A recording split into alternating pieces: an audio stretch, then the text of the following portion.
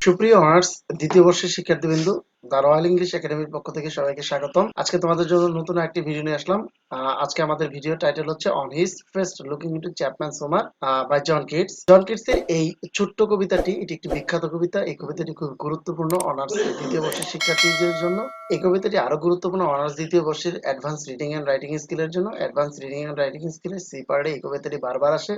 So এই কবিতাটি তোমরা সবাই গুরুত্ব সহকারে দেখবা। ভিডিওটি শুরু থেকে শেষ পর্যন্ত খুব মনোযোগ সহকারে দেখলে তোমরা এই কবিতাটি ভালোভাবে তোমরা কমপ্লিট করতে পারবা, এবং আশা রাখি তোমরা এই কবিতা থেকে ভালো একটি আউটপুট পাবে।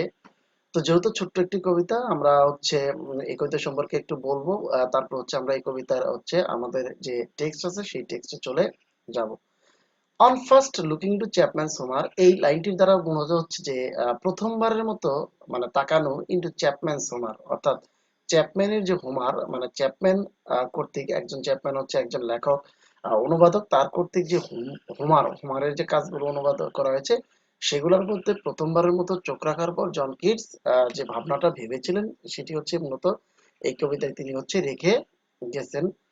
তো আমরা যদি হচ্ছে জন কিটস এর সম্পর্কে একটু বলি, জন কিটস হচ্ছে একজন রোমান্টিক পয়েট, এবং তিনি হচ্ছে গ্রিক সাহিত্যের প্রতি এতটাই ফ্যাসিনেটেড ছিলেন যে তিনি গ্রিক সাহিত্যকে স্বর্ণর সাথে তুলনা করেছেন, অর্থাৎ এমন একটি জগতের সাথে তুলনা করেছেন, সোনালী একটি জগতের সাথে তুলনা করেছেন, এবং তিনি অকপটে গ্রিক সাহিত্যের খুব প্রশংসা করে গেছেন, যেটা আমরা তার বিভিন্ন রকমের কবিতায় পেয়ে থাকি। তো আমাদের আজকের এই যে কবিতাটি, এটি হচ্ছে গ্রিক সাহিত্যের প্রতি একটি ভালোবাসা। আমরা জানি যে সনেট কবিতার থিম হবে আলটিমেটলি ভালোবাসা।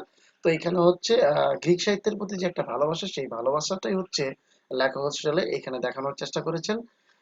অ্যাকচুয়ালি এখানে যে ঘটনাটি ঘটেছে সেটা হচ্ছে যে জন কিটস হচ্ছে তিনি যখন গ্রিক সাহিত্যকে খুব বেশি ভালোবাসেন, সেই জন্য তিনি গ্রিক সাহিত্যের বিভিন্ন বই বা এগুলোকে তিনি সংগ্রহ করে পড়ার চেষ্টা করেন, এবং একটা সময় তিনি হচ্ছে এত এত বই পড়ার পর গ্রিক সাহিত্যের যে আসল মজা বা জিস্ট তিনি সেটা পাচ্ছিলেন না, এবং একটা সময় তিনি কিছুটা মনক্ষুণ্ণ ছিলেন, এবং ঠিক সেই মুহূর্তেই তার কাছে হচ্ছে এই চ্যাপম্যানস, অর্থাৎ যে অনুবাদক চ্যাপম্যানস, তার কিছু হোমারের বই আসে, এবং তিনি যখন ওই চ্যাপম্যানস এর হোমারের বইগুলো দেখেন, দেখার পর তার কাছে মনে হয় যে এইবার হয়তো তিনি হচ্ছে গ্রিক সাহিত্যের যে আসল ওয়ার্ল্ড, গ্রিক সাহিত্যের যে আসল মজা সেটা হচ্ছে তিনি পাবেন, এবং সেটার পরিপ্রেক্ষিতে তিনি হচ্ছে এই কবিতাটি লেখেন। অর্থাৎ গ্রিক সাহিত্যকে জানার যে সুযোগ বা ইচ্ছা, সেখান থেকেই মূলত হচ্ছে তিনি এই কবিতাটিকে এত উচ্ছ্বসিত প্রশংসা আকারে হচ্ছে লিখেছেন।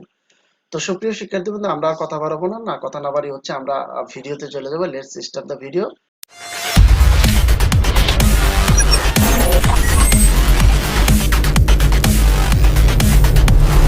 Much I travelled in the rims of gold. আমি হচ্ছে এই মানে অনেকটাই ভ্রমণ করেছি এই রিমস অফ গোল্ড, মানে গ্রিক সাহিত্যে যে এই যে সোনালী জগৎ, সেই জগৎটাতে আমি বিশালভাবে হচ্ছে ভ্রমণ করেছি। অর্থাৎ লেখক হচ্ছে এখানে বোঝালেন যে তিনি হচ্ছে গ্রিক সাহিত্যে প্রায় সম্পূর্ণটি ভ্রমণ করেছেন। and many goodly states and kingdoms in, এবং তিনি বললেন যে গ্রিক সাহিত্যের যে বিভিন্ন ধরনের সুন্দর শাখা প্রশাখা সেগুলোকে হচ্ছে তিনি দেখে এসেছেন। Round many western islands I have I been, round many western island have I been, এবং তিনি বললেন যে আমি অনেক আইল্যান্ডস, এই দ্বীপ উপদ্বীপ, এই শাখাগুলো হচ্ছে আমি ভ্রমণ করেছি। Which birds in the field to Apollo hold, এবং আমি দেখলাম যে যেখানে হচ্ছে বার্ডস মানে বিভিন্ন বিদগ্ধ পণ্ডিতরা ফেইল্ড টু অ্যাপোলো হোল্ড, অর্থাৎ অ্যাপোলোর যে শক্তি, অ্যাপোলো দেবতার যে শক্তি, জ্ঞানের যে আধার, সেটি হচ্ছে এখানে তিনি হচ্ছে সেগুলোকে ধরে রেখেছেন, এবং আমাদের লেখক বললেন যে আমি এই সবগুলোই হচ্ছে দেখে এসেছি। Oft one white of one white expanse had I been told, এবং আমি সবসময় যেটা হচ্ছে প্রসারিত করে, মানে আমাকে যেটা বলা হচ্ছে, that deep browed Homer ruled as his demesne, এই যে ডিপ ব্রুট মানে এই প্রচন্ড রকমের জ্ঞানী হোমার, মানে কবি হোমারের কথা বলা হয়েছে এখানে। ইলিয়াড এবং ওডিসি যে কবি, সেই কবি হোমারের কথা বলা হয়েছে যে হোমার রুল করেছে অ্যাজ হিজ ডিমেন্স, মানে এখানে এইটা রাজত্ব তৈরি করে এই গ্রিক সাহিত্যকে হচ্ছে প্রচন্ড রকমের একটা হচ্ছে রাজত্ব করেছে হচ্ছে এই হোমার, এবং সেটা হচ্ছে আমাদের লেখক দেখে এসেছেন।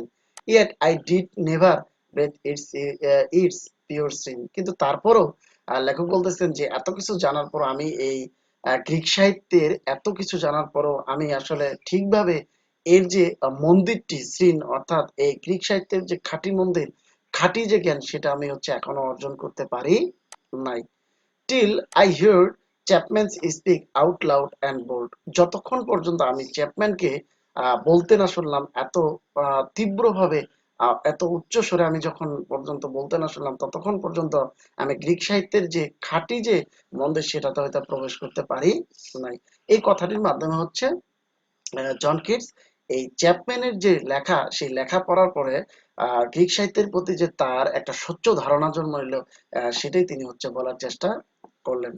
দেন I felt I like some watcher of the skies, এবং আমি তারপর যখন তিনি বইটি প্রকাশ করলেন, বইটি পড়লেন এবং বইটি পড়ার পর তার কাছে মনে যে এখানে এই তিনি যেন একটা ওয়াচার অফ দ্য স্কাইজ হলেন, অর্থাৎ একজন পর্যবেক্ষণকারী হয়ে গেলেন, অর্থাৎ চিলের মতো তার যে চোখ হয়ে গেল এবং গ্রিক সাহিত্যকে তিনি স্বচ্ছভাবে দেখতে পেলেন।